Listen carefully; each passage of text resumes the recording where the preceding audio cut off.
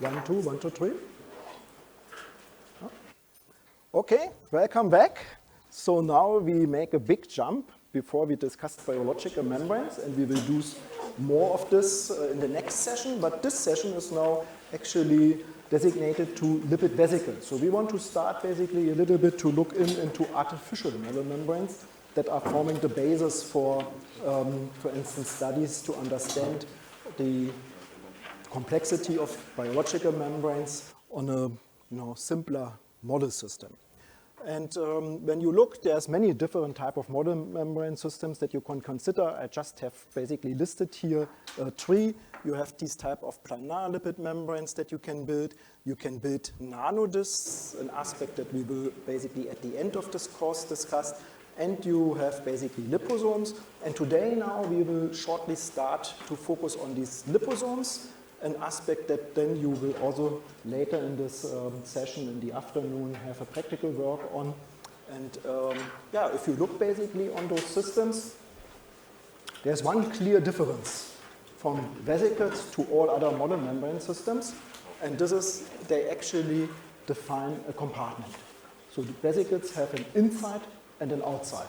That's very important, for example, when you are interested in transport processes. If you want to know how a substance transported across membranes, then this system, it's an ideal system. It's also, it's very similar to the biological situation, where basically you also have in cells type of moments where membranes are forming vesicles. Okay, so let's take such a vesicle, and now let's categorize them. So at the first you can basically group vesicles, for instance, according to their size. That would be here these small unilaminar vesicles, large unilaminar vesicles, and giant unilaminar vesicles. And unilaminar means you only have one bilayer. That would be the situation for a biological membrane. And you see they differ quite in size. The small ones, it's so up to 7 nanometer. 70 nanometer is something you cannot see anymore in a light microscope. Yesterday we have heard, no? 200 nanometer, it's basically so the border where you can see with a light microscope. So here you would need electron microscopy to make them visible. No? Large unilaminar vesicles, still very small, typically too small also for a microscope.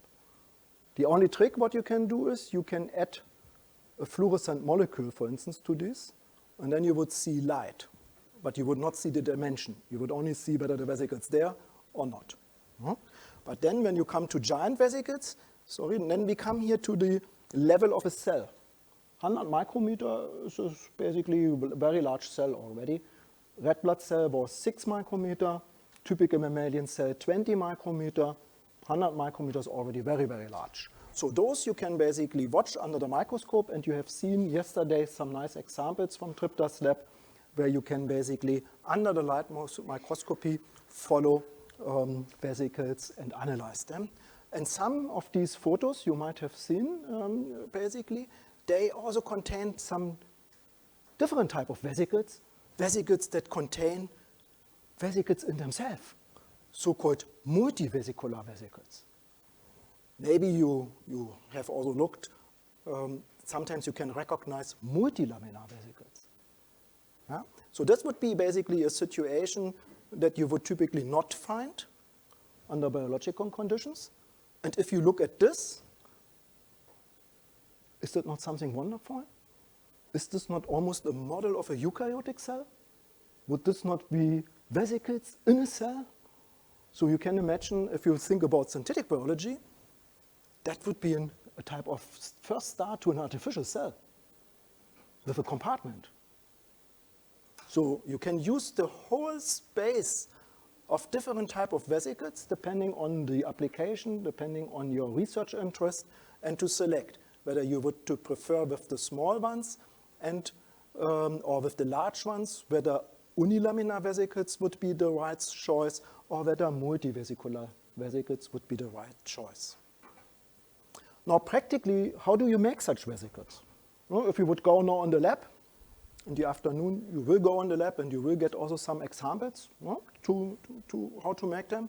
So it typically starts all that you select lipids that you can typically buy, or you have good chemists that synthesize these lipids. And then you can basically add them in a glass tube. Typically they are chloroform soluble, and you will need to basically evaporate just the chloroform. And when you do this in such called evaporator, rotation evaporator, you get a tiny lipid film, a very thin film of lipids around the glass. And that's good, because this very thin lipid film on the glass, when you now add buffer, you can basically shed off vesicles from this lipid film. So these lipids will basically dissolve and form vesicles, but from yesterday, you remember, we would need to use a particular type of lipid. Not every lipid would do this. What type of lipids would we need to use to get these type of vesicles? Cylindrically, or you use the right mixture. You mixture cone shape, inverted cone shapes in a right ratio, and then you would still get vesicles. So if you use this procedure and you want to have vesicles, there are some restrictions. Not any lipid forms this. If you use this procedure with cone-shaped lipids or inverted cone shapes, you get inverted micelles or micelles or hexagonal structures, as we have discussed yesterday. And Abhishek also explained what are the reasons and what are the constraints, just based on the geometry. So now when you basically want to force these vesicles to be unilaminar, because here this would be basically a mixture of vesicles, just by adding them and shaking, you would get shedding off of vesicles that are unilaminar, multilaminar, multivesicular, different sizes, large, small, whatever. But now when you want to have a very defined size, you can use, for instance, sonification. So sonification means you use ultrasound. Ultrasound in the solution, and that will basically lead to the fact that you shortly disrupt membranes and they reform and you get unilaminar vesicles, but very small. So you put so much energy in that at a certain moment, the structures that you have generated are left with an unilaminar membrane as a very small vesicle, typically not more than 50, 70 nanometer large. But it's very easy to make in the lab, because often in labs you find these sonificators also for cell breaking or for getting, for instance, substance in solutions. What you also can do is now, you can basically use this lipid film that you have hydrated with your buffer and you have formed shedding off of membranes. You can basically use this vesicle suspension and put it to a small filter, a filter with very small pores, 100 nanometer, 200 nanometer, depending what type of vesicle size you would like to do. And when you basically force these multilaminar vesicles to these very small pores, then a miracle happens. Suddenly, after this filtering, you get vesicles of around 200, 100 nanometer size, unilaminar. That would be large unilaminar vesicles. And this process of filtering, it's basically here a type of metal holder in which you place filters and where you press your lipid solution through. This process we call extrusion. So you extrude your lipid suspension, and as a result, you get LOVs. We will also do this in the course so that you get an expression how to do this, and you can also build this together so that you just get a feeling. So just for now, just to remind yourself, okay, there's a process that we call extrusion that can generate us large unilaminar vesicles. So now you would have vesicles, and you think everything is fine, and you can start to work.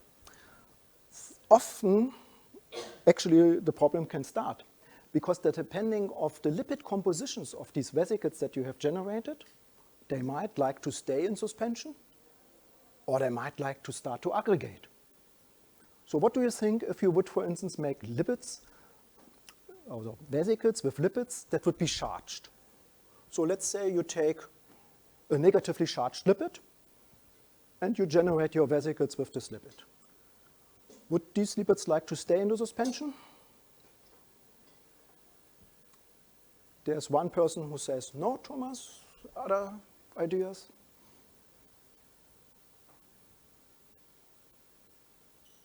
Let's say you would be negatively charged and I would be negatively charged. Would we like to come together? What happens when we both are in a solution with a lot of calcium chloride? Still? Do you want to be the calcium?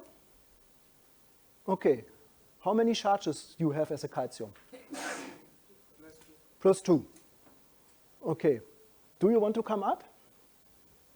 Do you want to come up for the stage shortly? Only if you want. Yes, you come to me, you are the calcium and you are the other lipid, negatively charged. Yes. Okay. You are floating here around. I'm basically a vesicle having a negatively charge here. You are a vesicle having, where's your negative charge? Show your negative charge. Yes. So, and what would happen when we come together? Whoa! Yes. Yes. Yes. You are the calcium. Where are your positive charge? Ah, okay. So what do you think will happen now? Oh, now we are together. Now we start to aggregate, right? So a solution without calcium, we will be stable. The vesicles will stay stable, right? Negatively charged, negatively charged. Now you put us into a solution with a positive ion, multivalent, magnesium, calcium. Where's our calcium? Whoops. Now we aggregate. So, you have to be just thoughtful. This could be interesting because maybe you want that the vesicles aggregate, but if you don't want this is a disaster, right? This would be a very problematic situation. Thanks a lot.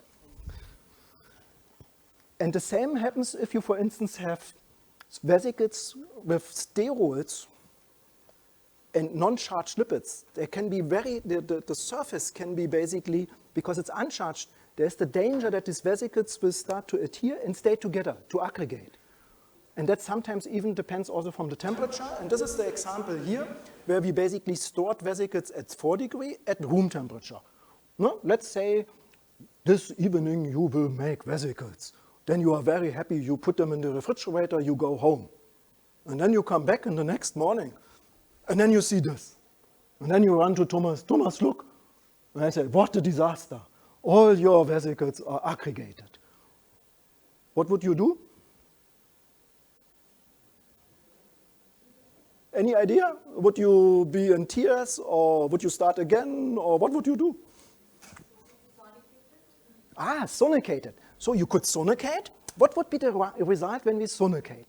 Remember, we had large unilaminar vesicles that we extruded. Now the suggestion was sonication. We could do this, and what would be the result? We would get small vesicles. We would still have vesicles, but completely different. The size would be now different. So that would work, but you don't have any more large unilaminar vesicles. You only have small unilaminar vesicles left. Could be still interesting, depending on what you are working. Could be a disaster, and Thomas would say, oh, we discussed, we need here large unilaminar vesicles. We cannot work with this. You could think about resuspension, no? Pipetting up and down, pipetting up and down. But if they are really aggregated, that will not help. So you would need to start again. I would say, sorry, you need to, the whole work from yesterday, you need to go ahead. Yeah? Or you have found out not to store them at 4 degrees, but rather leave them at room temperature, where this process has not happened. So that's something, when you make vesicles, just be aware. It's not that they are basically, completely stable. It depends, again, from the lipid type, the lipid mixture. It's not that they don't interact. Also, that depends from the buffer composition. So that's all, let's say, processes when depending what you would like to investigate. In our lab, for instance, we would like to investigate ATP-driven transporters, a group of proteins we will discuss later. They need ATP and magnesium. So magnesium, divalent cation, might trigger aggregation. So then you have to be very careful with the lipid composition and to think what would be the optimal lipid membrane I want to generate. Okay. So sometimes you might like to include something. That could be an indicator, or it could be a drug. So how do you do this? No? So far we have only discussed how to make a small vesicle, how to make a large vesicle. Now, in the first glance, it's actually relatively easy. What you do is you add the substance that you would like to include into your buffer. So you add this buffer to your lipid film. You start with the lipid film, lipids from the chloroform solution, evaporated, nice film on the glass. And the reason is why you would like to have a film is that you have a large surface of a very thin layer of lipids that can interact with the buffer, with the water molecules. And you would have your dye in, and then you do a process that we call freeze-thawing. Freeze-thaw, freeze-thaw. And that puts a lot of stress on your vesicles. They will eventually rupture, close, or you make them a little bit more permeable, and then again tight, permeable, tight. And that will allow the dye and the buffer to enter into exchange. Of course, there's a limit also of the materials, of the size. No? So typically, dye molecules are very small molecules, the indicators. But if you want to include a protein, that might be too harsh. No? If you freeze-thaw a protein, it might denaturate. No? You know already with an egg, the boiling and so, it's also very sensitive, or egg and acid. If you take an egg and you put a lot of acid in, it also partially denaturates. So proteins are sensitive, and that would be too harsh. But if you have a small chemical molecule, this process works very well. So you would have basically typically something like dry ice or liquid nitrogen. So dry ice -70 would also work. And then you can do a water bath, and then you change always between basically the dry ice and the water bath, or the liquid nitrogen and the water bath. And then you basically, in the end, extrude. What was the secret of the extrusion?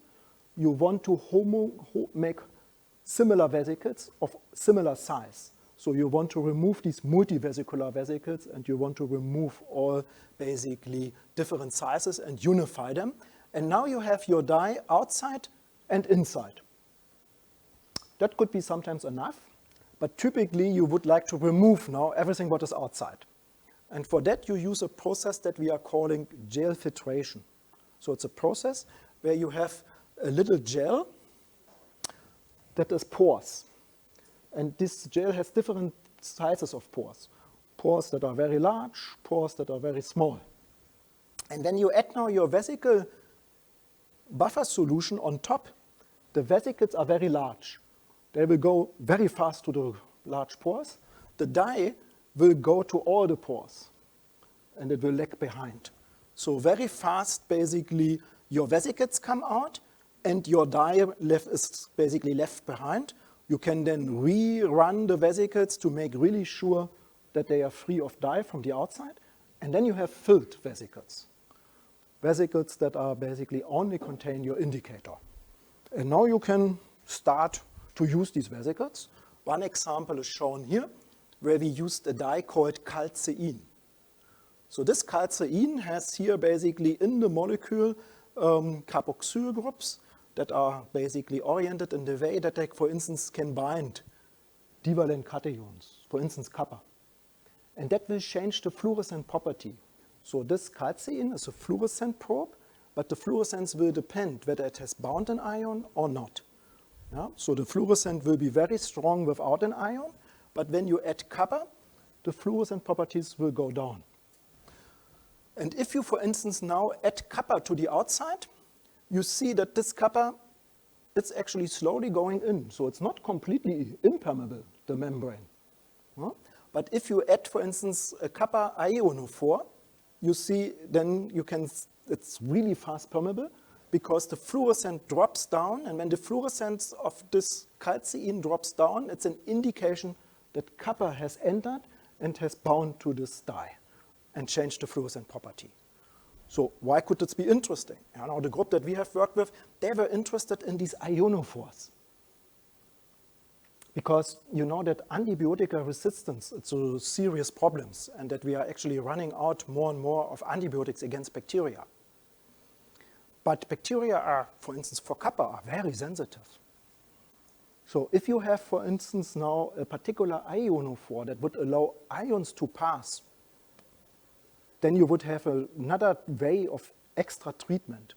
So there's a lot of chemists that try to synthesize different types of ionophores as antibiotics, as new antibiotics that would make bacterial membranes permeable. And imagine you would create an ionophore that only makes bacterial membranes permeable, but not mammalian cells. Then you have a fantastic antibiotic because you would only kill the basically bacteria. So the challenge then for the chemist is, of course, to think about ionophores. What properties would I need to add to this ionophore that it only targets the bacteria, but not the mammalian cells? No? But for instance, you then, if you are more interested in biophysics, you would be interested, does the ionophore at all allow ions to pass, or which ions would it allow to pass? Because you could also use now other type of ions as long as they can bind to the calcium and change the fluorescent properties. No? We were actually quite amazed how permeable membranes can be also for ions, because the classical view is that ions do not cross at all, and for many ions that is true, but for some ions, depending also on the type of lipid, this is now a liposome with a very simple lipid composition. It's not a biological membrane, it's only one type of lipid, and that's actually, it is resistant in a way, but compared for the ionic condition, but it has permeability to copper. Slow, but it is there. Okay, so now the other aspect that we have not yet discussed is the giant vesicles. How do you make the vesicles so large and unilaminar that you can see them under the microscope, that they would be 10 micrometer large? Now there's several methods for that. You will learn here today one method, and that is based on electroformation. And that's a technique I will explain you in a minute. Maybe let's first look, is there any advantages of these giant vesicles versus the small vesicles? Yeah, first of all, they are more easily to analyze under the microscope. And that allows you basically, for instance, to study membrane properties like domains.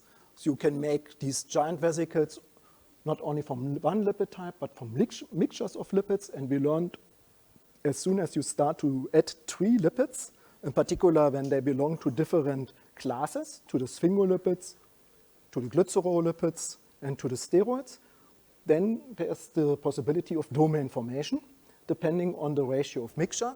And you see this here, that would be, for instance, a vesicle where our lipid marker is equally distributed.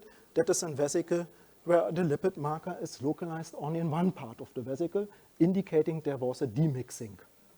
And this lipid marker has now mixed with one part of the lipids, but not with the others. You can study lipid-protein interaction. That's from the biological point very interesting. I also have heard yesterday that some of you are interested of peptides, how peptides are interacting. So what you can basically here study with, it's basically whether a protein binds, whether it penetrates, or whether it actually makes these vesicles leaky, destroys these vesicles. We have used this often for proteins that interact with lipids. So we have proteins that only can bind to a particular class of lipids. So you make vesicles with this lipid and control vesicles without, and then you can test, does this protein really bind to this particular lipid or not?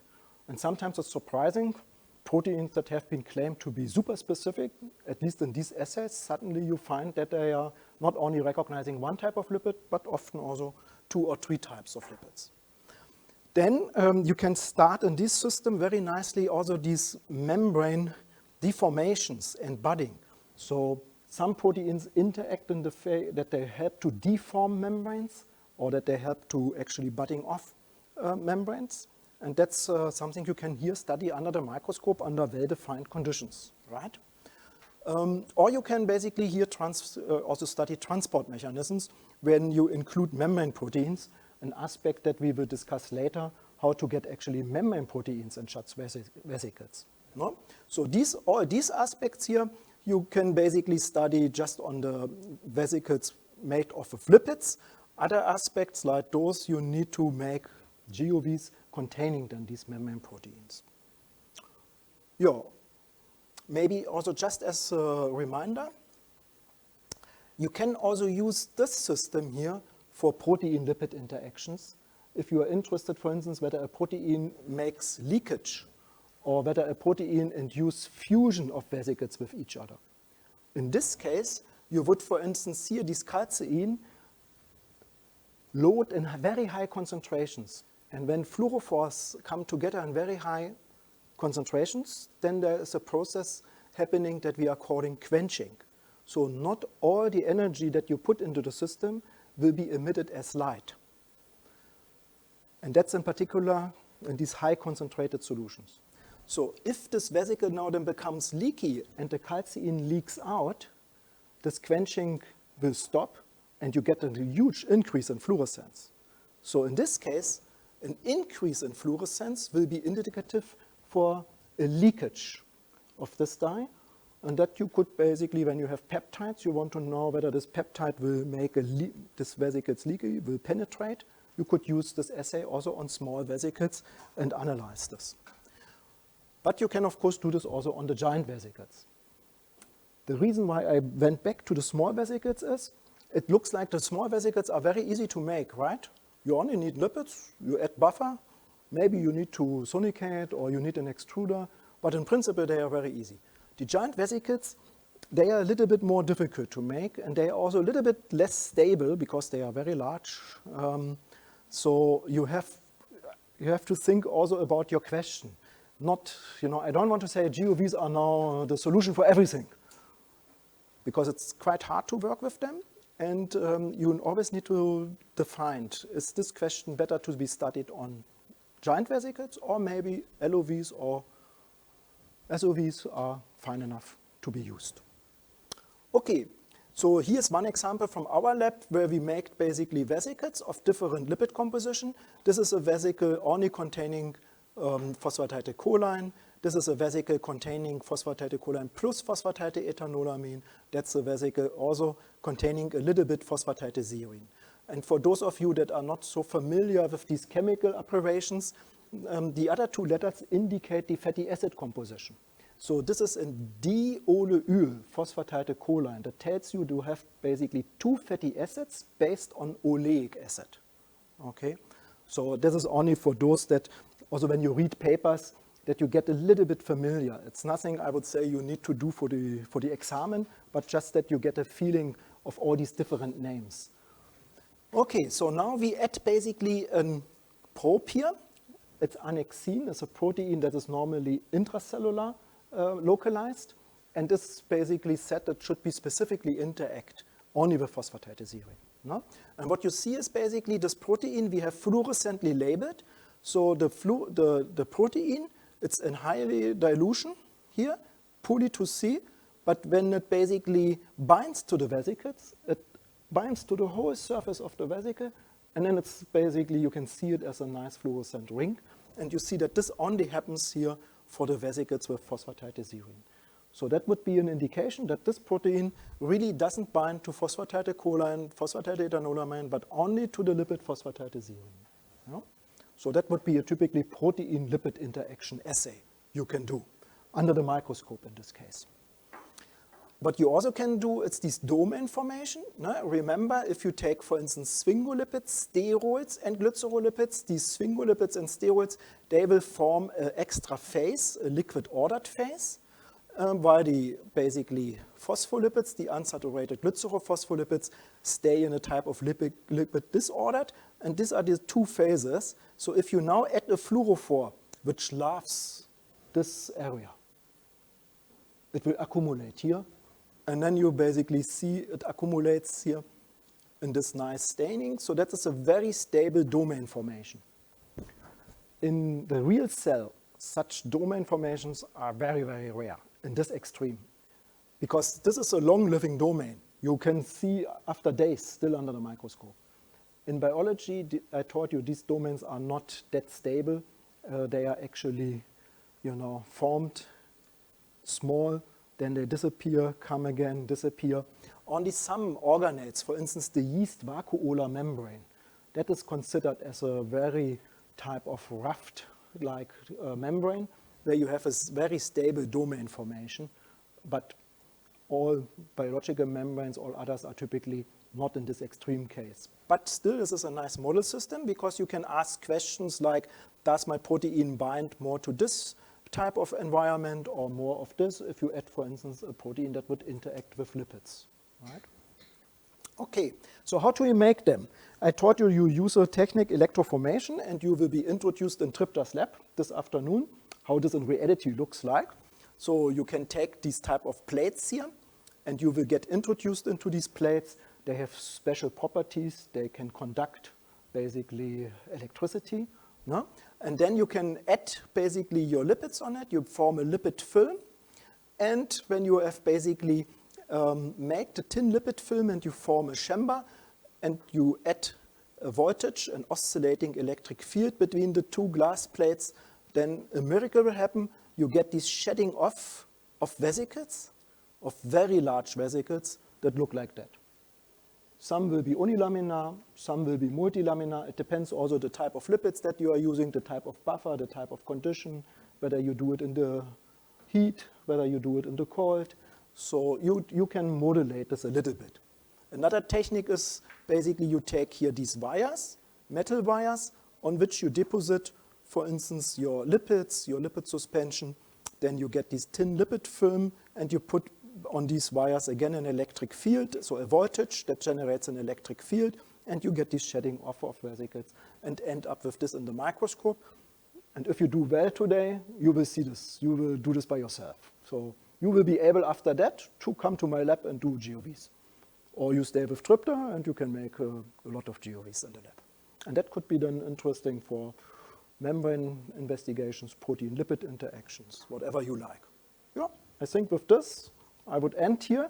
And I don't want to give far more secrets because the real secrets come in the lab where you get a hand-on training so that you get a more practical feeling also how to do this.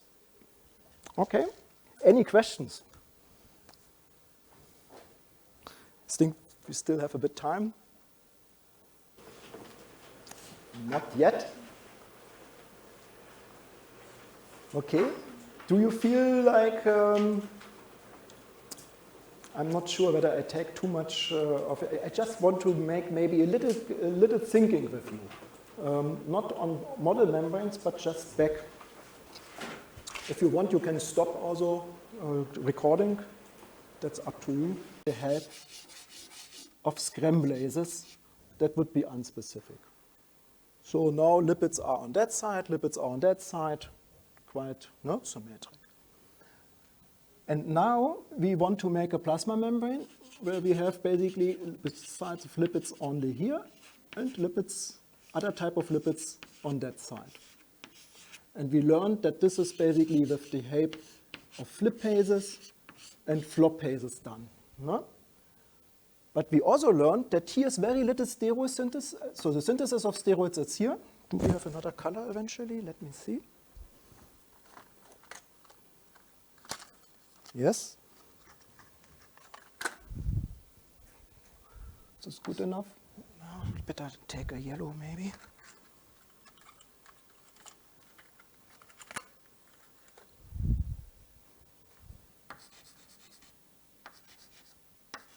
But here you have a lot.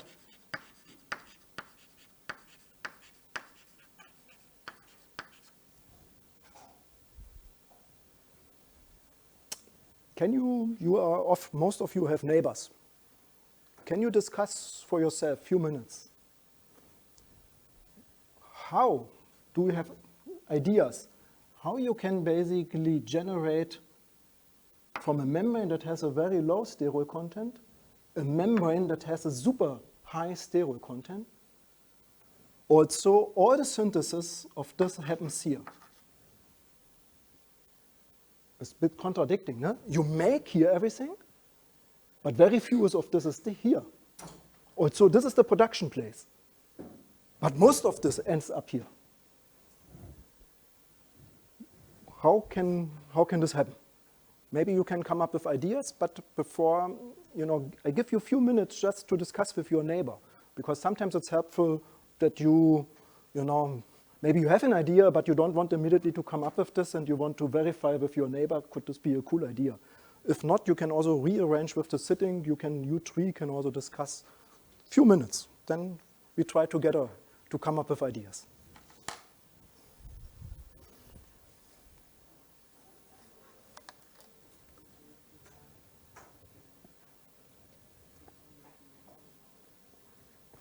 Is time still okay? How much time?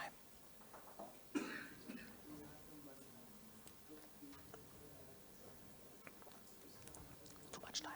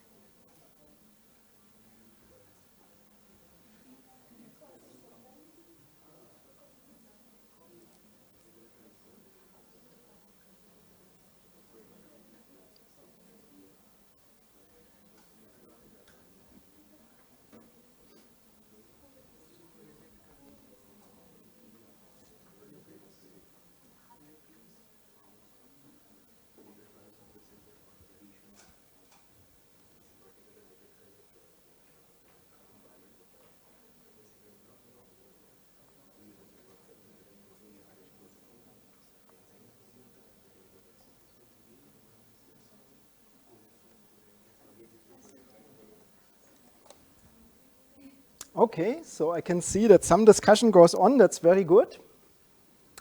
Is any team wants to come up with some ideas? You can sit and just tell me what you have discussed, even if you did not come to a solution, but maybe what ideas did you had in your idea, or what problem did you recognize? Someone wants to start from the teams? Here from I think you were very intense, for instance. Someone wants to summarize, what did you discuss?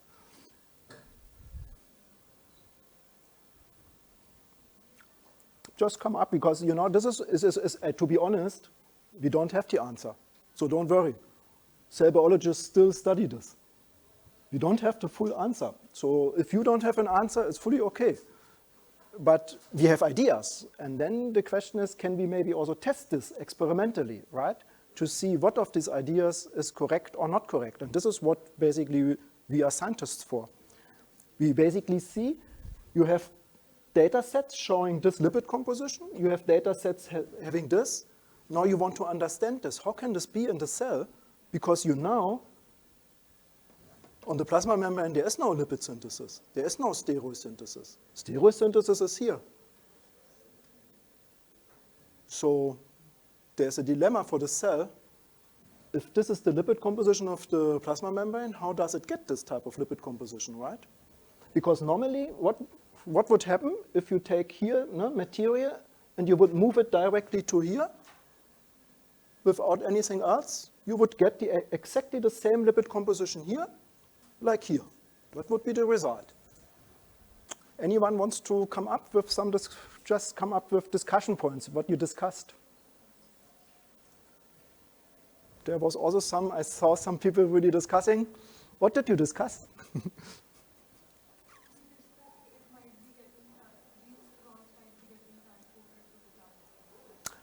Okay. Yeah, so you are right. So you would basically make vesicles here.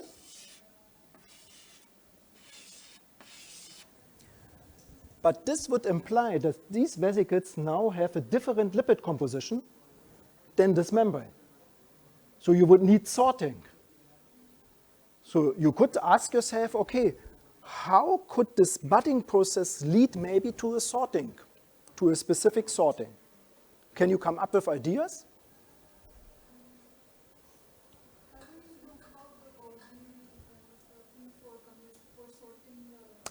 Okay, yes, you are right. There is basically, there's something wrong here with Thomas' drawing, because you have an in-between organelle, the Golgi.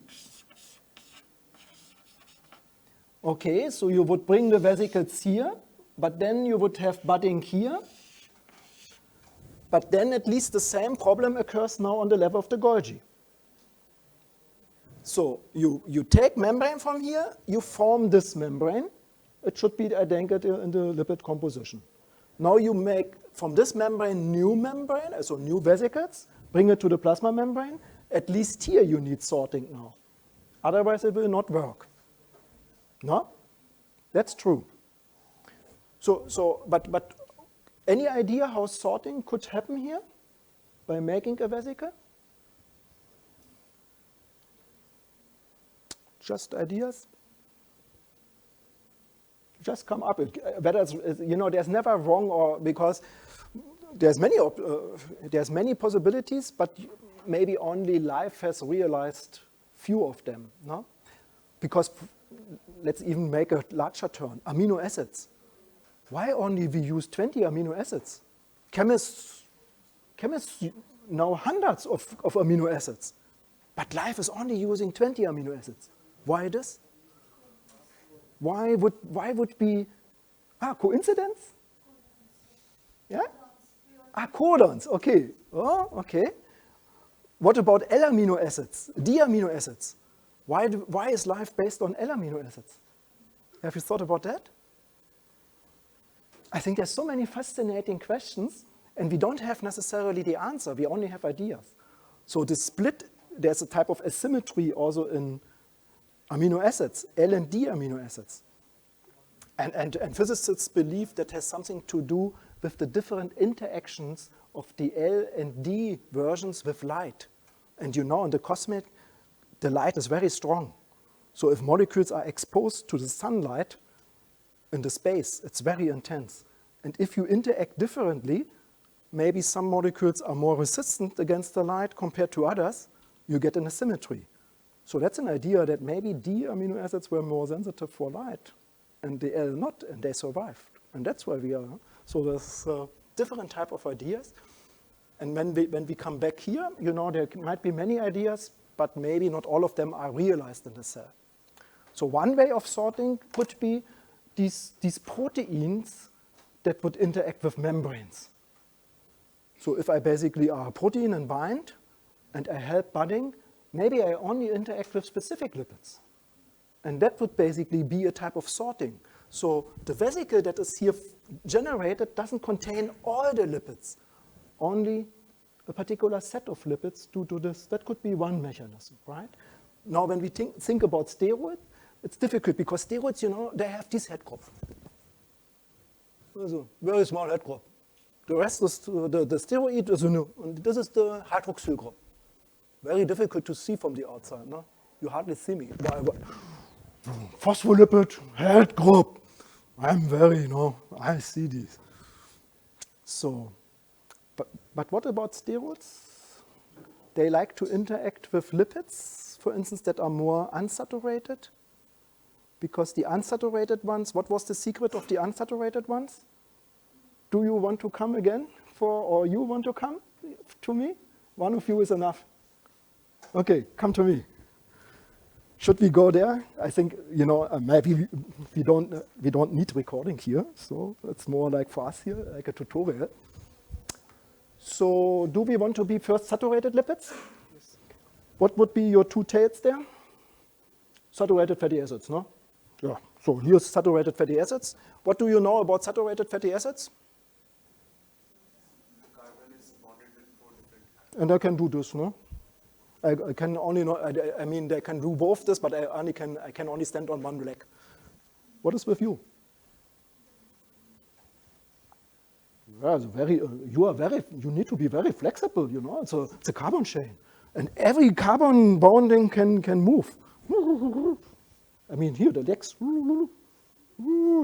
Yes, exactly. There we are, no? And of course, what we also can do, we can do this, no? Yes. Not necessarily with me. You can also go there. But once in a while we might meet again, no? Yes. We can also do this sometimes, right? And then we can also do this, right? And we can do this. Okay. But since we are many, we would be very close. So you want to be a steroid? You want to be a steroid? Steroid. Yeah, steroid. You doesn't fit. You doesn't fit. No way to fit. Okay, now we have basically fatty acids that are unsaturated. And typically in biology, the position 1 of the glycerolipid, it's a saturated fatty acid. And on the second position is an unsaturated fatty acid. Can anyone explain what we two have now to do to look like an unsaturated fatty acid? A lipid with an unsaturated fatty acid. And what would be the consequence from the look? How can you see this? Because I don't want to open my leg. Yeah, and what else? Do you know this? Do you know the kink? Can you make a kink? Because you have now also. Yeah, like this. Yeah, this is okay. Yeah, stay there. So, and then you know, only your leg. Make a little bit more your leg to me. Yes. Leg stretch. Yeah, and you stay. Yeah. Woo! A huge gap. A huge gap. Where's my sterol? Sterol? Wow! No, he fits. He likes us. We will go with him to the next membrane, you see? He will stay with us. So he will stay with the, unsaturated fatty acids because he will, just from geometry, we don't talk about even interaction yet about hydrogen bonding or whatever, which we could add on top of that. Yeah? But you see, and now, since he is basically associating, if you basically move us, you will move him along. Yes, sir. Yeah? So thank you very much. Perfect. Very good. So this is one way you can basically bring forward membranes with a different lipid composition. And now you go to the Golgi, and what happened in the Golgi? You make sphingolipids, glycosphingolipids. Actually, a part already happens in the endoplasmatic reticulum. And then there was this particular interaction of a sphingolipid with a sterol molecule. And that's why you get basically, by moving forward membrane, but of particular lipid composition, you get the demixing. And this is what the cell has to do. The cell has to basically make sure that there is a sorting event. And the most sorting happens basically in the Golgi. Yeah? Okay, this I just wanted to give you, and sometimes it's just helpful, play this in your rooms this night, just a little bit to understand how lipids interact with each other and how these particular interactions can be actually exploited by the cell. Yeah? Now you maybe appreciate the complexity of a cell. There's a reason for. So this complexity is also needed, not only to run these chemical, basically, reactions, but also to make the identity, to keep the identity of all these organelles. Thank you very much. Nice break. When do we want to continue, Abhishek, for the students?